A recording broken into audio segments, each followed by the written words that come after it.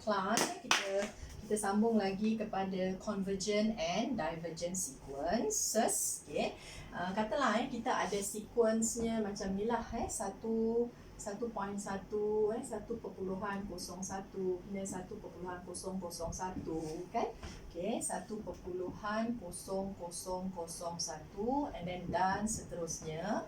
Okay, jadi dia punya n term, n term itu is written as 1 tambah dengan 0.1 kuasa n. Okay, dan seterusnya. Sorry, not tambah ya, kat sini tambah lah, betul lah tu Sorry, saya ingatkan saya tersebut series tadi Okey, yang ini adalah dia punya UN Maksudnya kalau dekat situ saya boleh tulis yang ini. Yang ini sebenarnya adalah 1 tambah kalau following that mind ni 0.1 kuasa 1 macam itulah. Okey, kemudian saya boleh tulis yang ini pula adalah 1 tambah 0.1 kuasa 2. Okay, iaitu 0.1 kuasa 2 adalah 0.01. Okay, kemudian saya boleh tulis ini 1 tambah 0.1 kuasa 3. Okay, so kita dapat yang inilah 1 tambah 0.001. Okay, yang ini adalah 1 tambah 0.1 kuasa 4. Okay, dan seterusnya. Okay, jadi maksudnya betul lah dekat situ sebutan yang the general term sebutan yang ke n ini is given by 1 tambah dengan 0.1 kuasa n, ataupun kita boleh tulis un ni 1 tambah dengan 0.1 ni adalah 1/10 kuasa n. Okay, kuasa n. Alright, jadi this is the general term for this sequence. Okay, jadi sekarang ni kita dapati bahawa bila n ini jadi semakin besar, ini maksudnya n menghampiri infinity ni, n jadi semakin besar lah.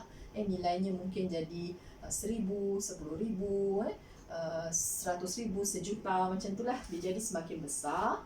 Jadi kita lihat dulu apa jadi kepada 1/10 kuasa n. Maksudnya kita ada 1/10 kuasa n. Kalau n ini semakin besar, kuasa 1, kuasa 2, kuasa 3, kuasa 4, kuasa 5 dan sebagainya, semakin banyak kan dia punya tempat perpuluhan, 0.00001 macam tu kan. Bila n semakin besar, maksudnya nilai ini akan jadi semakin kecil dan menghampiri kosong. Okay, jadi maksudnya kalau saya ada 1 tambah 1/10 kuasa n, yang ini akan menghampiri, sebabkan yang di sini dia akan menghampiri kosong. So keseluruhan ini dia akan menghampiri 1 tambah kosong. Maksudnya dekat sini dia akan menghampiri 1 dekat sini dia akan menghampiri 1 lah maksudnya.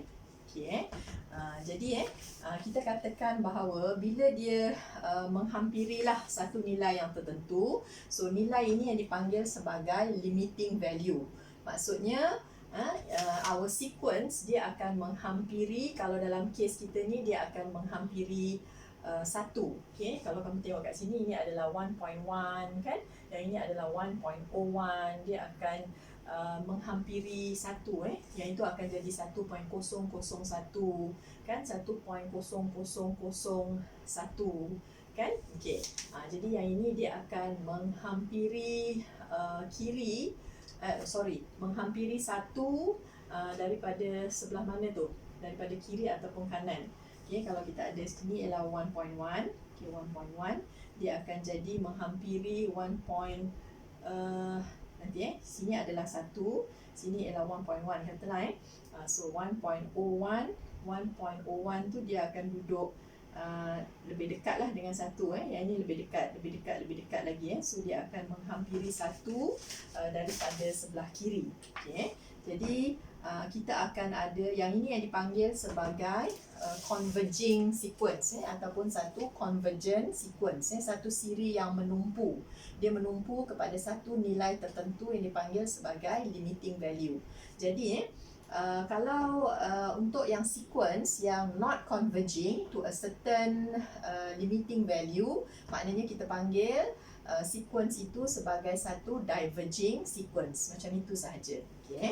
Okey, kita tengok dekat situ. Ataupun macam ni, kita boleh tulis the other way around untuk kita wakilkan yang di sini ni tadi Maksudnya kat sini saya boleh simpulkan bahawa bila n menghampiri infinity, maka 1 tambah 1 tambah 1 per 10 kuasa n ini tadi akan menghampiri 1.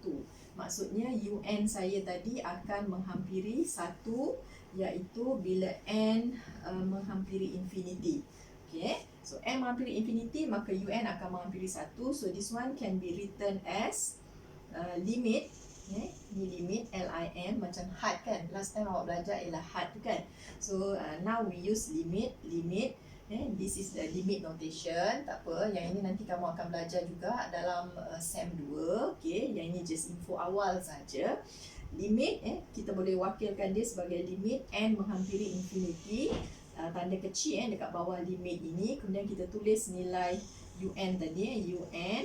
Ini sama dengan 1 ni adalah dia punya limiting value dekat sini lah. Jadi kalau kamu nampak tata tanda macam ini, limit kat bawah ni ada tulis n menghampiri infinity, un sama dengan 1, membawa maksud bahawa when n tends towards infinity, iaitu n jadi semakin besar, un akan menghampiri 1. Jadi kita dah buat yang itu. If un is the n term of a sequence and limit n menghampiri infinity, un exists. Exist tu maksudnya dia ada nilai lah. Macam ni nilai dia 1. Kamu betulkan kat situ saya tulis limit x menghampiri infinity un kan. So actually limit n menghampiri infinity un exists. Then this sequence is called a convergent sequence. Satu jujukan yang menumpu, and the value of the limit of un is known as the limiting value. Yang ini dipanggil sebagai limiting value ataupun limit of sequence. A sequence which is not convergent is then called a divergent sequence. So macam tu je lah. Kita pergi kepada yang the first example itu. Dalam example 1 yang cikgu bagi, kita tengok kepada example 1. Write down the first 5 terms of the sequence with its n term. Dia dah bagi dah. So un tu adalah saya tersilap example atas pula. Determine if each of the following sequences is convergent or divergent. Example 1A tu, saya ada satu sequence 3, 3, 3 dan seterusnya. Macam itulah. Jadi sequence ni semua nombornya adalah 3. Jadi maksudnya saya boleh nyatakan dekat sini apakah saya punya the n term ataupun dia punya general term. So un must be 3 jugalah. Kalau kita tengok pattern kat sini dia adalah 3 juga. So cara untuk menentukan sama ada dia satu convergent sequence, kita akan ambil limit n menghampiri infinity un. Jadi ini samalah dengan limit n menghampiri infinity 3. Bila n jadi semakin besar, nilai un ni adalah 3. Maksudnya sampai bila-bila pun nilai dia adalah 3. So dia ada satu limiting value. So kita katakan bahawa this sequence is a convergent sequence sebab dia memenuhi syarat tadilah, ada nilai dekat sini. Kemudian kita tengok pula untuk soalan B. Kalau kita ada 1, kemudian ada negatif 1/2, kemudian kita ada 1/3, and then negatif 1/4 dan seterusnya. Dia punya n termnya adalah negatif 1. Sini ialah n tolak 1, kemudian 1/n. Tambah dan seterusnya. Jadi sekarang ni saya terus pergi kepada saya punya un. Un dekat sini ialah negatif 1 kuasa n tolak 1. Kemudian kita ada 1/n. So saya ambil limit n menghampiri infinity, considering that n kita jadi semakin besar. Untuk saya punya un ni lah, saya terus masukkan un nya, iaitu negatif 1 kuasa n tolak 1, 1/n ini. Sebenarnya yang ini ni sebenarnya adalah satu constant lah, macam satu nombor saja. So we can simply take out, letak dekat luar ni. Kemudian sini ialah limit n menghampiri infinity. Okey, kemudian kat sini ialah 1 per n. Yang kat sini yang n-nya berubah-ubah lah. Yang dekat sini walaupun nilai n-nya berubah tapi dia menghasilkan satu nombor dekat depan kan. -1 kuasa kosong, -1 kuasa 1, kuasa 2, kuasa 3 plus minus 1 saja. So kita letak dekat luar. Okey, jadi sekarang tengok dekat sini apa jadi di sini So bila n jadi semakin besar, so 1 per n ini dia akan jadi semakin kecil dan menghampiri kosong. Macam kita ada katalah n tu sama dengan 1 per 1. Lepas tu jadi 1 per 2. Lepas tu jadi 1 per 3, 1 per 4, 1 per 5, 1 per 6 kan. Jadi semakin kecil dan menghampiri kosong. Maknanya keseluruhan ini akan menghampiri kosong. Jadi sebarang nombor bila kita darabkan dengan kosong, so kita akan dapat nilainya adalah kosong. So kosong ini masih considered sebagai satu nilai. So dia ada satu limiting value. So bila ada sahaja limiting value, maka kita katakan bahawa yang ini tadi ialah convergent. Yang ini tadi ialah convergent. So yang di sini juga adalah sejenis convergent sequence. Convergent sequence. Okey. Kemudian kita tengok soalan yang seterusnya. Convergent sequence itu Okey. Okey, soalan yang seterusnya ni cikgu ada untuk yang C tu kalau tak cukup ruangan tu kamu boleh catatlah dekat ruangan kosong kat mana-mana. Okey, sini ada 1, kemudian ada R, kemudian ada R kuasa 2, kemudian ada R kuasa 3 kan, dan seterusnya sampailah, sebab kita bermula dengan 1 tadi. So sebutan yang ke n dia will be R kuasa n tolak 1. Kemudian dia bagi pula ada dua case Pertama, kalau pertama ialah modulus R-nya less than 1, dan yang kedua adalah modulus R-nya yang greater than 1. Okay, greater than 1. So, sekarang kita tengok pula soalan ini. Kita akan dulu. Okey.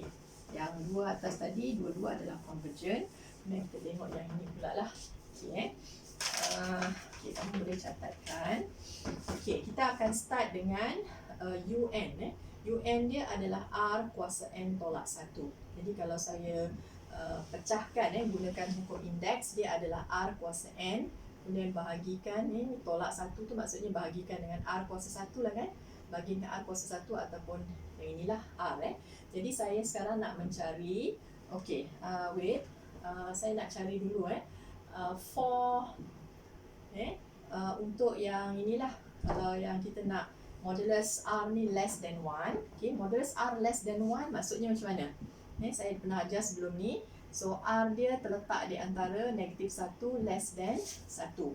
Okay, so kita start lah. Limit n menghampiri infinity UN. So kita akan ada limit n menghampiri infinity. Dekat sini ialah R kuasa N, kita bahagikan dengan R. Okay. Jadi dekat sini yang kamu boleh ambil contoh lah ambil contoh. Katalah saya ada kita ambil satu contoh nilai R. Katalah R sama dengan 1 per 2. Okay. So saya ambil lah N menghampiri infinity. Katalah dekat sini 1 per 2. Dekat sini adalah kuasa N.